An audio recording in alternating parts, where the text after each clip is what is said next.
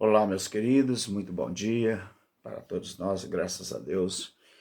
Hoje é um domingo e estamos alegres. Hoje é dia 7, né, de fevereiro, estamos alegres mais uma vez. Ainda é muito cedo, né? E eu, como prometi no vídeo anterior, eu quero fazer um vídeo hoje sobre o que é interpolação. Mas eu gostaria que você continuasse se inscrevendo no nosso canal, você continuasse deixando seu like. Quanto mais like você puder dar, melhor. Que aí você está avisando o YouTube para compartilhar essa palavra ou esse estudo com outras pessoas.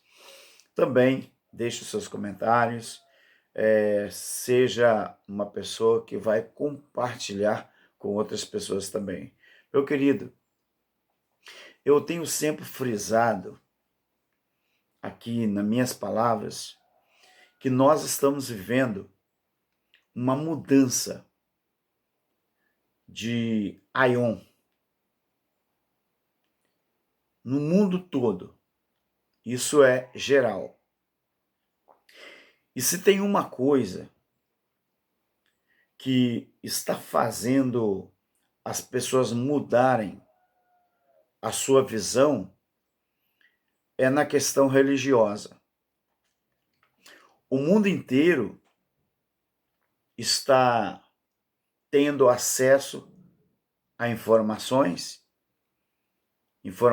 essas que o sistema religioso sempre nos escondeu de nós. Então, o que está acontecendo?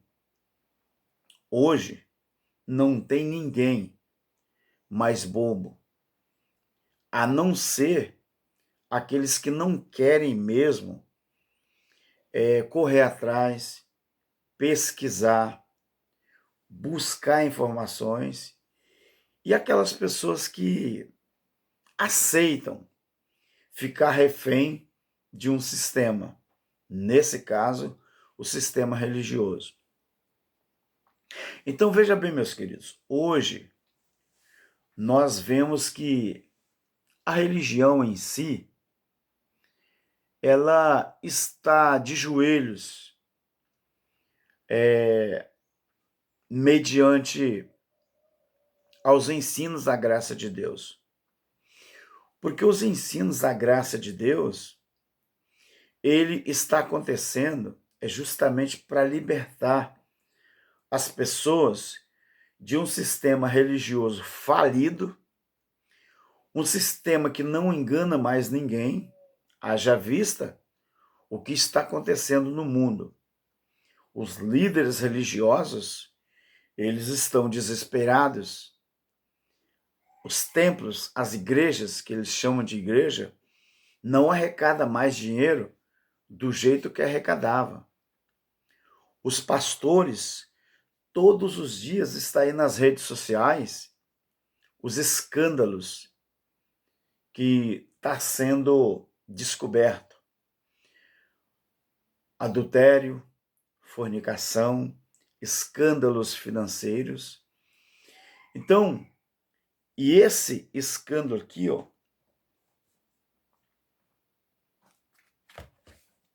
talvez seja o pior. Então, eu falei no vídeo anterior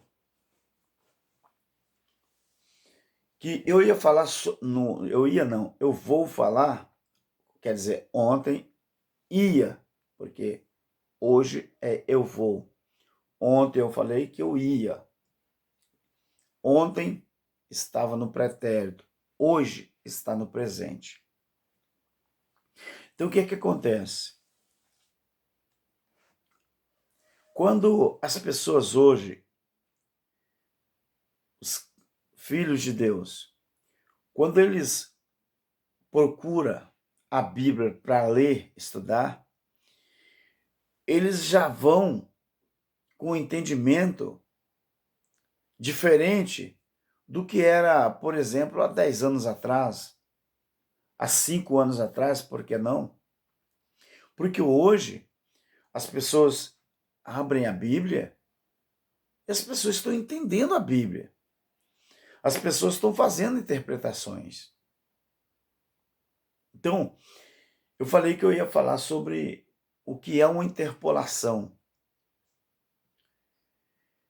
E, para muita gente que não sabe, o nosso papel, meu querido, não é denegrir imagem de ninguém, de líderes religiosos. O nosso papel é mostrar as revelações da graça de Deus. Nosso intuito, o nosso objetivo é libertar as pessoas do sistema religioso. Sistema esse que escravizou muita gente por muitos séculos.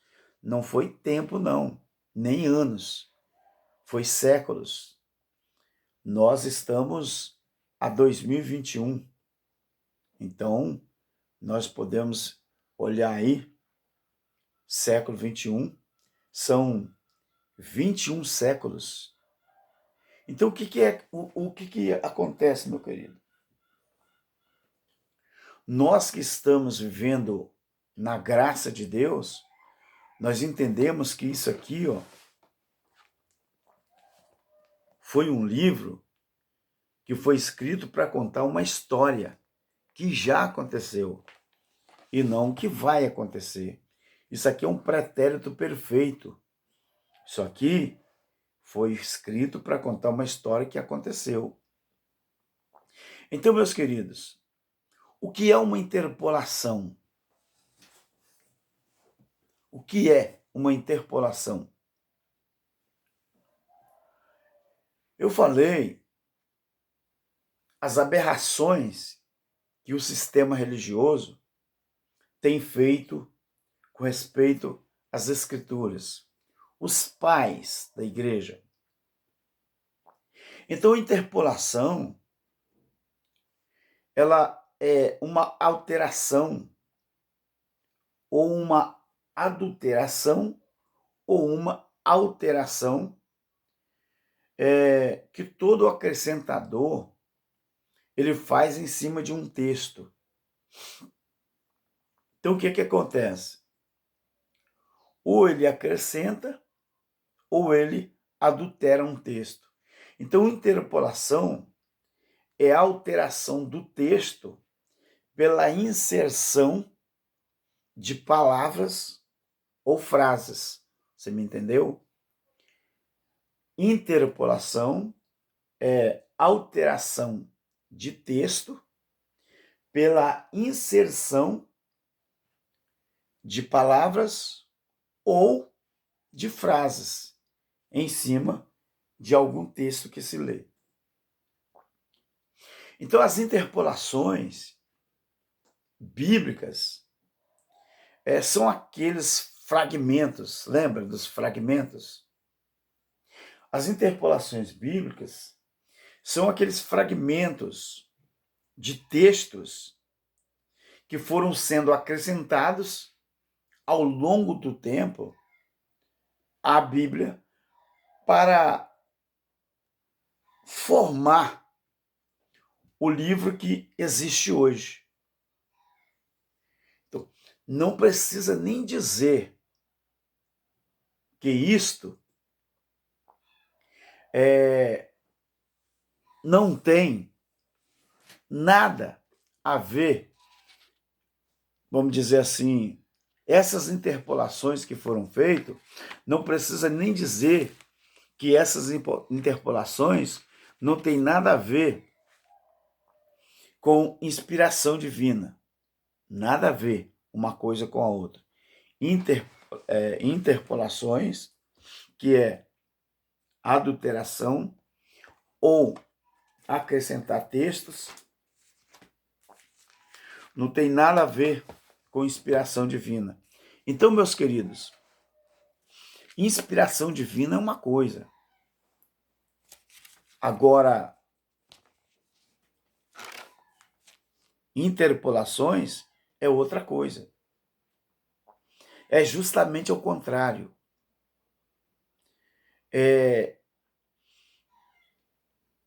Isso aqui que eu estou falando desmascara a santa, não a palavra de Deus, entenda bem. Desmascara a chamada Santa Bíblia e a revela como um livro manipulado, preste bem atenção no que eu estou falando, e alterado por interesses pessoais, não a palavra de Deus. Porque nem eu e nem você temos certeza do que foi falado por Deus, 100% confiável, do que foi falado pelos profetas, 100% confiável, do que foi falado pelos apóstolos, pelos discípulos, 100% confiável. Eu e você, nós não sabemos. Agora, uma coisa é interessante. Como que a gente pode detectar as interpolações? De que forma? Existe um meio?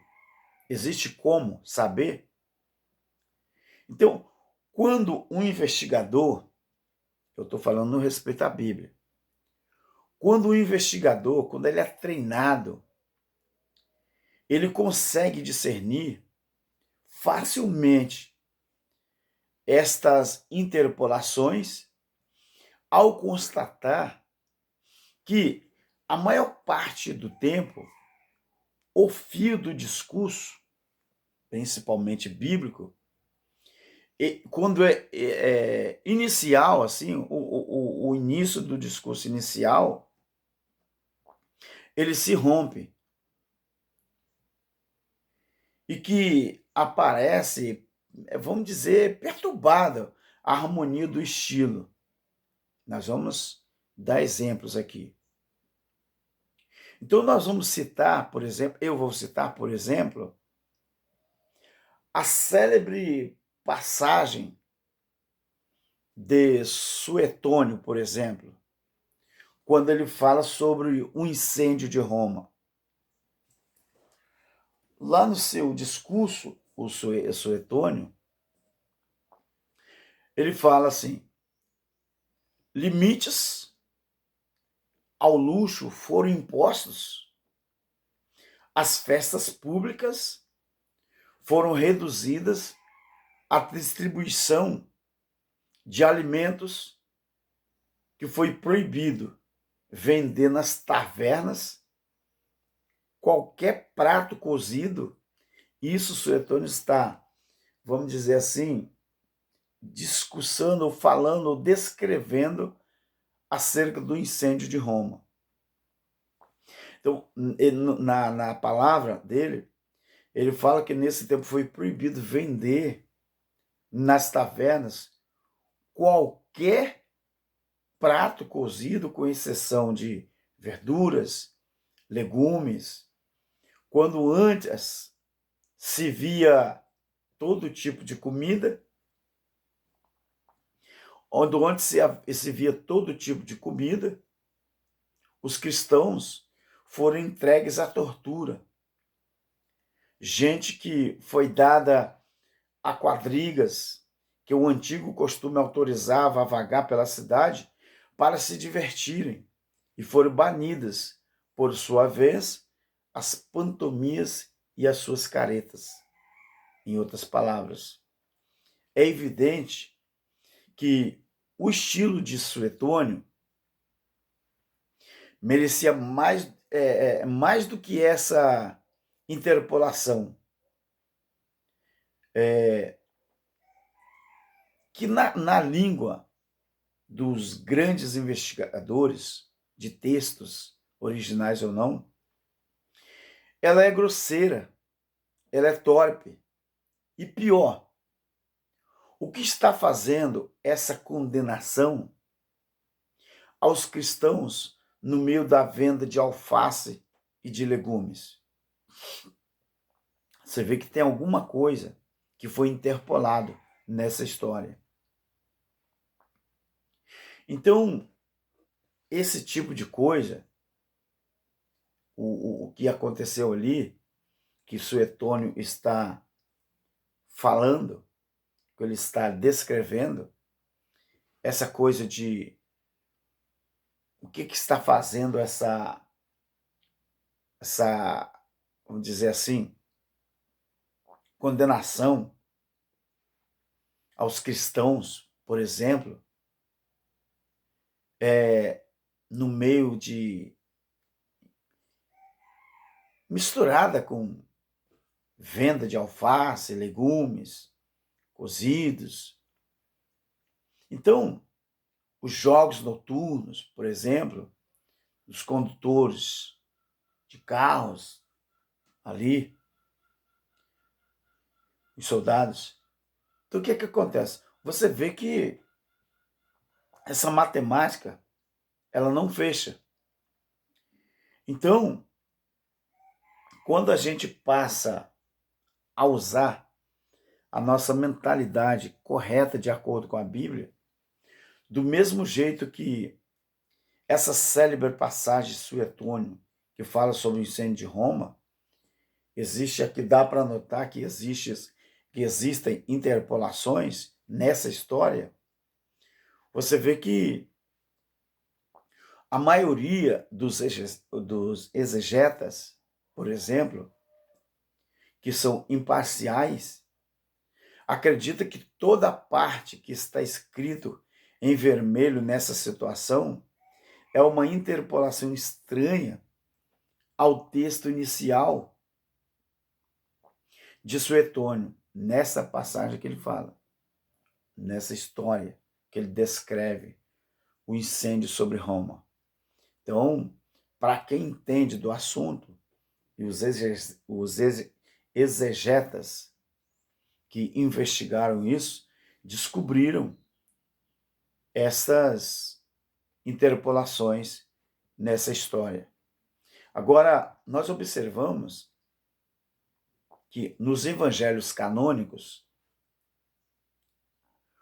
uma das interpolações mais audaciosas que existem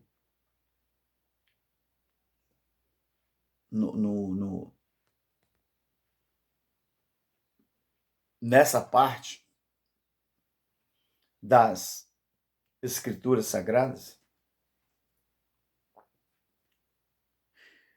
chama muito a atenção para quem realmente estuda a situação. Então, a maioria dos exegetas, a maioria dos exegetas, que são aqueles caras que tiram do texto o seu real significado do texto, não é exegeta, porque o exegeta, como muitos pregadores no Brasil e no mundo, metido a sabidão, o exegeta é aquele que coloca no texto o que não está no texto. E o exegeta, com responsabilidade, é aquele que tira do texto o seu real significado daquilo que está no texto. Então, a maioria dos exegetas, que são imparciais, eles acreditam que toda a parte que está escrita em vermelho nessa situação dele, de Suetônio, é uma interpolação. Então, nos evangelhos canônicos, aqui, você conhece os 4, não é? 4, que são os evangelhos canônicos, uma das interpolações mais audaciosas que existe é a que se refere, por exemplo, às célebres chaves de Pedro. Você sabia disso, por exemplo? Por quê? Que afirma, assim, esta passagem, que a primazia do bispo de Roma sobre todos os demais. Preste atenção nisso aqui. nos evangelhos canônicos, uma das interpolações mais audaciosa que existe é a que se refere às célebres chaves de Pedro, entre aspas, e que afirma assim a primazia do bispo de Roma sobre todos os demais. Vamos dar uma olhada nesse célebre texto. Vamos dar uma olhada. Vamos observar o que é uma interpolação, como que a gente detecta uma interpolação. Jesus, aqui, nesse texto, eu vou citar para você, Jesus, ele acaba de perguntar a seus discípulos, que é os seus irmãos de fato, o que pensam dele. A passagem está em Mateus, capítulo 16, do 13 ao 20. Então, todos eles respondem que é o Cristo, o Filho de Deus vivo. Mateus 16, 13 ao 21. Marcos também, capítulo 8, capítulo 8, 27 ao 30, Lucas 9, 18 ao 21. Mas João ignora totalmente este episódio. Porém, João ignora. Porém, no capítulo citado de Mateus, depois do versículo 16, se interpolou um novo texto que se converteu nos versículos 17 e 18, e que diz assim: E Jesus respondendo,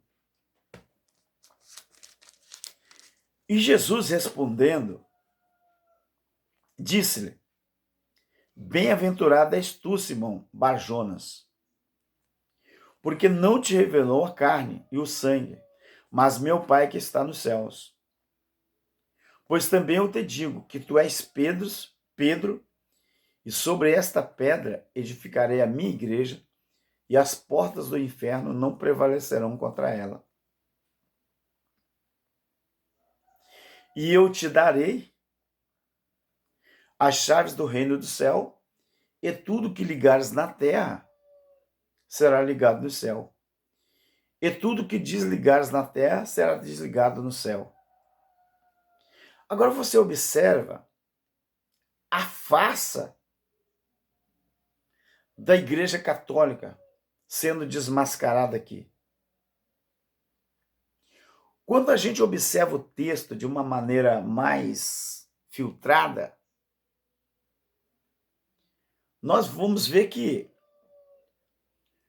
e chegando Jesus às partes de Cesareia, Mateus 16, 13 a 20, chegando Jesus às partes de Cesareia de Filipe, ele interrogou os seus discípulos, dizendo: Quem diz os homens ser o Filho do Homem? E eles disseram: uns, João, o Batista, outros, Elias, e outros, Jeremias, um dos profetas. Uai. Disse-lhe ele: E vós, quem dizeis que eu sou?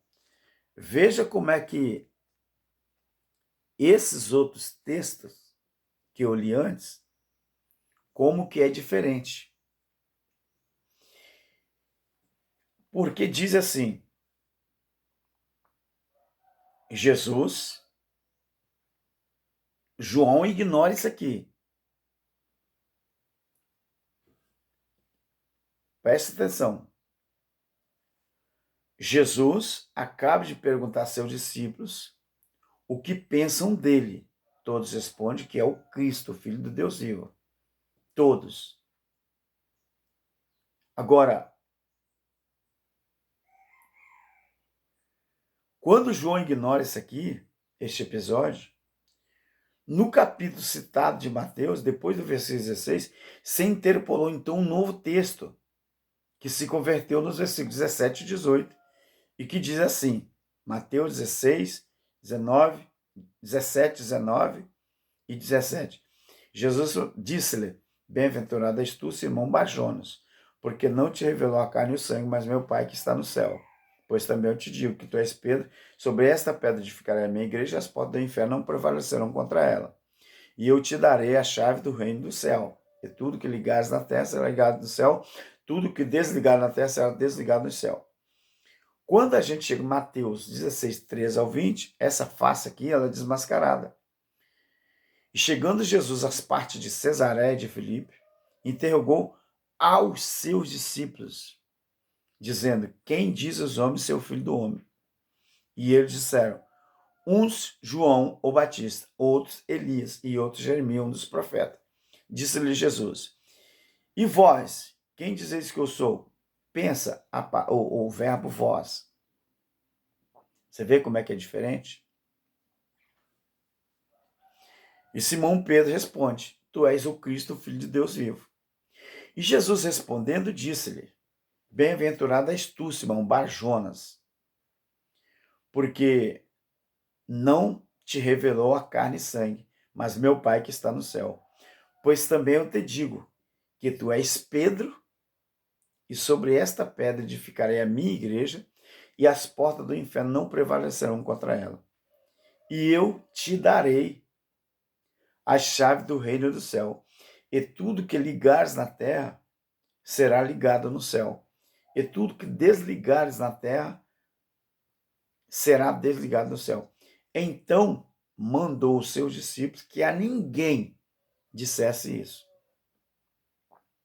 Preste atenção, meu querido, que esta audaciosa interpolação ela é necessariamente posterior ao século IV, dado que naquela época, como nós já dissemos, por ordem de Constantino, sobre a vigilância de doutores, né, como Eusébio de Cesareia, por exemplo, se unificavam os evangelhos oficiais, se enviavam em séries de 50 exemplares, por exemplo, aos diversos bispados do Império Romano.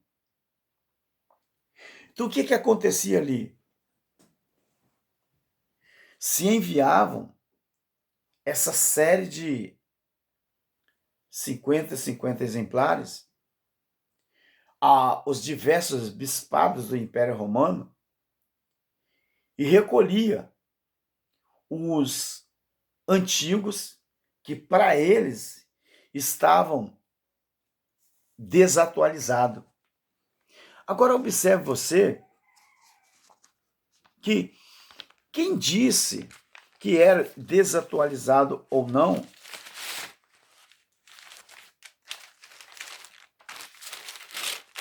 quando enviava em número de 50 aos bispos de Roma, então eles recolhiam o que para eles eram antigos e também desatualizado. Então, isto é perfeitamente claro que se os editores, os copistas anônimos, tivessem conhecido essa passagem que eu li aqui, então os manuscritos mais antigos de Marcos, Lucas e João, eles também tinham que ter. Eles teriam esses manuscritos mais antigos. Então, e não havia, pelo que parece, não havia nada disso neles. Nos mais antigos de Marcos, Lucas e João. Então, além disso, em nossa época, ninguém teria a audácia de introduzir ou de introduzi-los nas versões desses mesmos evangelhos, os chamados sinópticos. Mas de onde saiu isso então? Foi uma citação saída da mente de Jesus, será? Ou algo mais escondido? Simples. É simples. Não, será que você não consegue adivinhar? Foi um plágio descarado disso.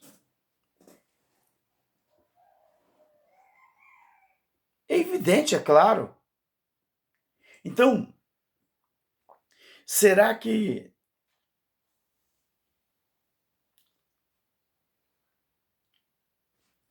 vamos lembrar de uma passagem aqui, Isaías 22, o 20 ao 22?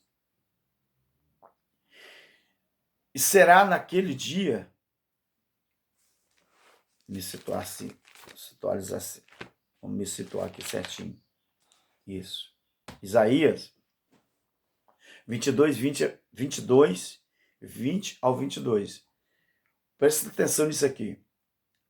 E será naquele dia, derramarei. E será naquele dia que chamarei o meu servo Eliaquim, é o que está registrado lá. Isaías 22, 20 ao 22. E será naquele dia, preste atenção nisso aqui, chamarei o meu servo Eliaquim, filho de Ilquias, e vesti-lo-ei da sua túnica, e cingi-lo-ei com o teu cinto,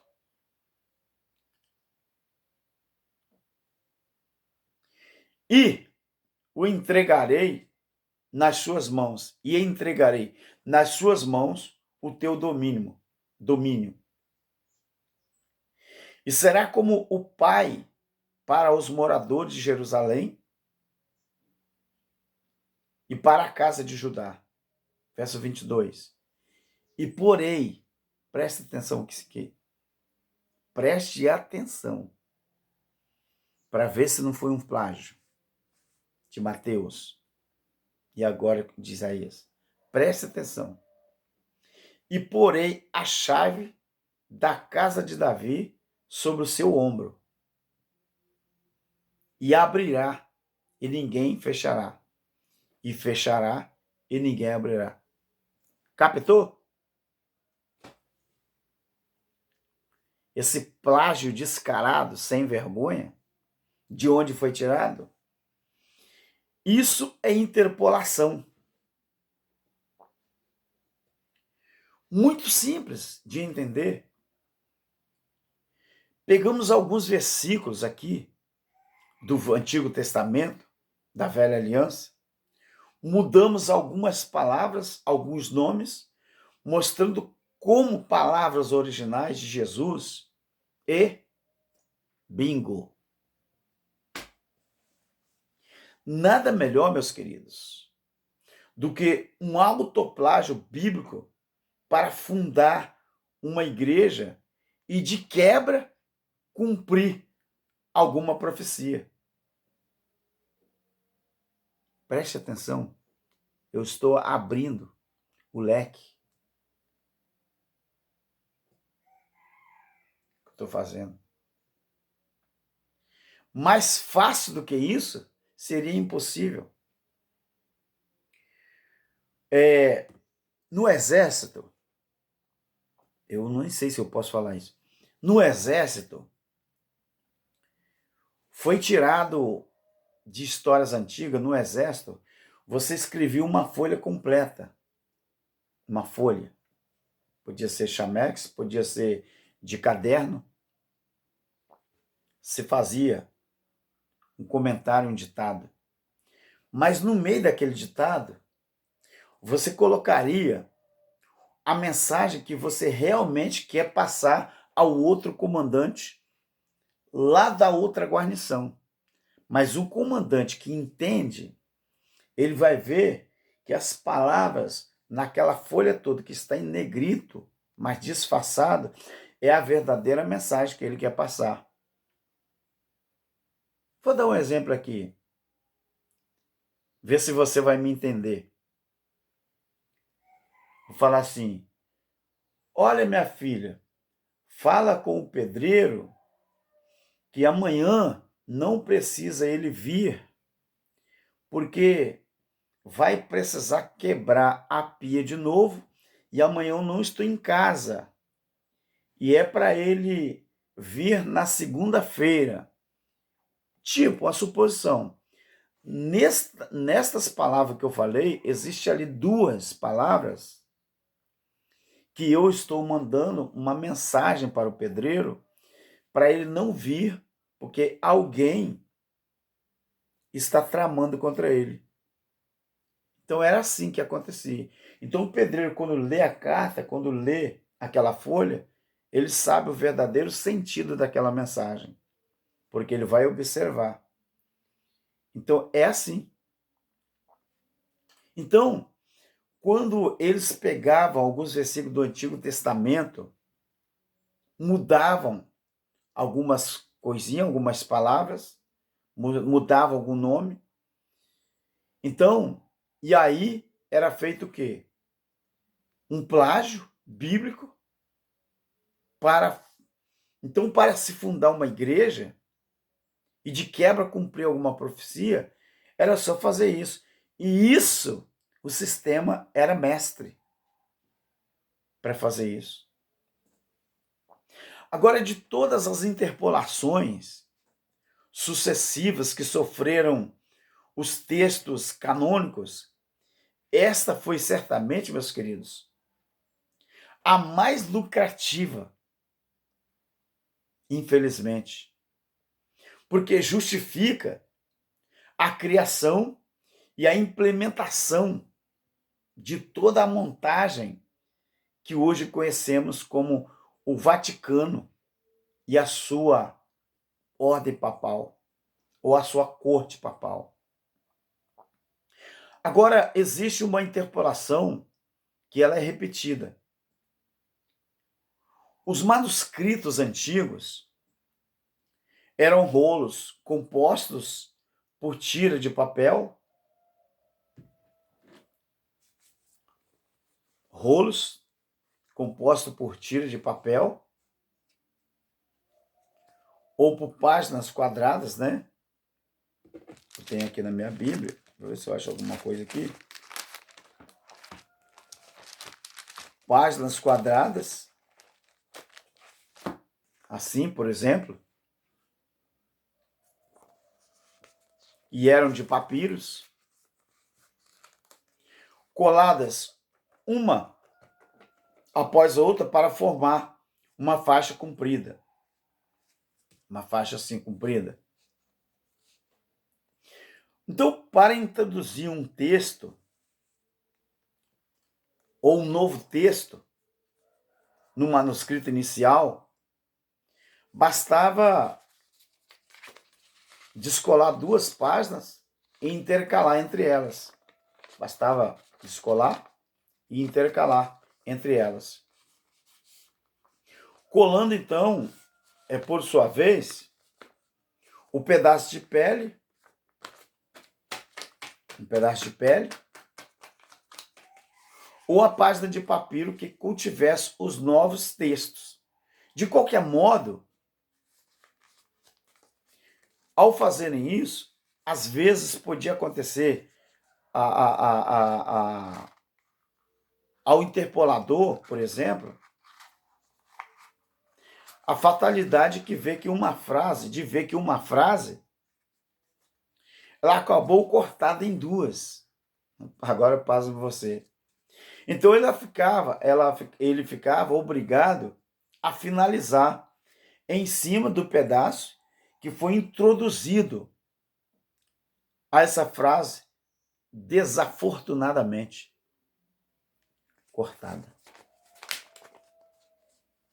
Então, na parte de baixo da última página introduzida, tinha que colocar, de qualquer jeito, um texto que combinasse com o cabeçalho da antiga página, imediatamente posterior. Então, cada um desses dois fragmentos dava, então, origem a uma nova frase, mas a segunda constituía uma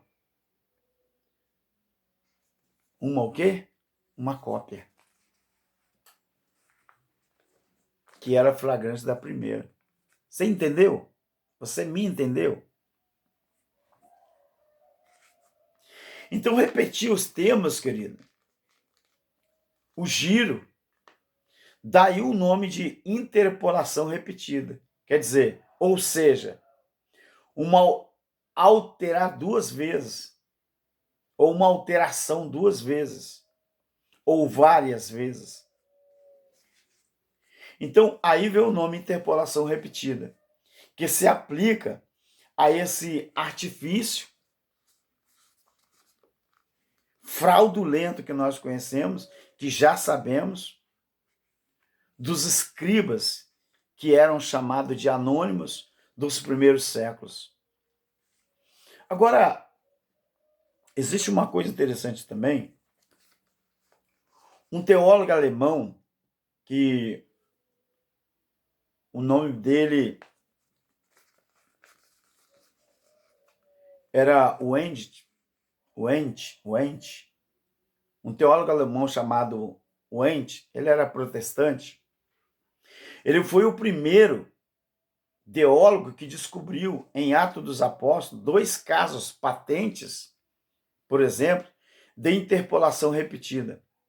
O primeiro exemplo está relacionado com a lapidação de Estevão. Está registrado lá em Atos, no capítulo 7, 57 e 58. Atos 7, 57 e 58. Que diz lá. O que diz lá mesmo? Diz lá assim: mas estes gritaram com grande voz, taparam os seus ouvidos e arremeteram unânimes contra ele. E esse é um caso. Presta atenção, esse é um caso. 58. E expulsaram-o da cidade e o apedrejavam. E as testemunhas depuseram suas capas aos pés de um jovem chamado Saulo. Esse é outro caso. 59. E apedrejaram a Estevão, que em invocação dizia: Senhor Jesus, recebe o meu espírito. Esse é o terceiro caso. Então, quando a gente observa isso, esse teólogo alemão chamado Wendt, ele descobriu esses 2 casos de interpolação repetida que eu citei onde está. Atos 7, 57 e 58. Você observa que, mas eles gritavam com grande voz, taparam os seus ouvidos e arremeteram unânimes contra eles. Contra ele, melhor. E expulsando-o da cidade, o apedrejavam. Você vê que não casa? Não casa. E o expulsando-o da cidade, o apedrejavam. E as testemunhas depuseram suas capas aos pés de um jovem chamado Saulo. Agora o 59. E apedrejaram Estevão, que em invocação dizia: Senhor Jesus, recebe o meu espírito. Esse é o terceiro caso. Então, meus queridos, esse é o caso de interpolação. As adulterações, ou as alterações que foram feitas. E hoje nós vivemos aí, nessa situação, igual cego em tiroteio, e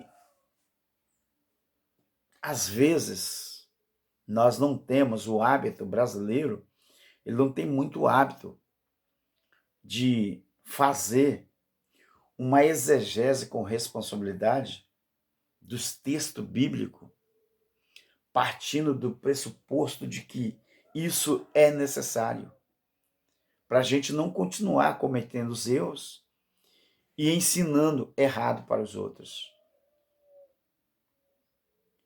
Então eu falei sobre o que é interpolação e o que é uma interpolação repetida. Meus queridos, no próximo vídeo eu vou estar falando sobre as contradições que existem no Novo Testamento sobre a volta de Jesus. Em algum lugar da Bíblia, Jesus falou que ele, Jesus físico, Jesus pessoa, ele falou que ele ia voltar. Então existem várias contradições no Novo Testamento, aonde ela mesma fala sobre a volta de Jesus. Porque a própria Bíblia, ela diz que Jesus nunca disse que ele iria voltar. Depende muito do ângulo de visão que as pessoas observam isso. Então, no próximo vídeo eu vou falar sobre isso. Tá bom, meu querido? Fique na graça, fique na paz. Graça e paz para você. Um bom domingo, um bom dia para todos nós. Hoje aqui no meu estado, principalmente o sul, está muito chuvoso, está chovendo bastante, graças a Deus. Tinha alguns dias que não chovia, né? Eu agradeço a você que está aí do outro lado. Continue, meu filho, dando seu like. Mais like mesmo. Continue se inscrevendo no nosso canal. Continue deixando seus comentários. Continue compartilhando.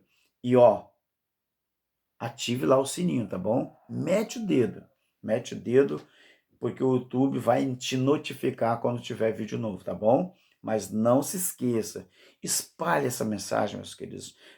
Faça uma propaganda do canal do nosso irmão Alberto Lírio.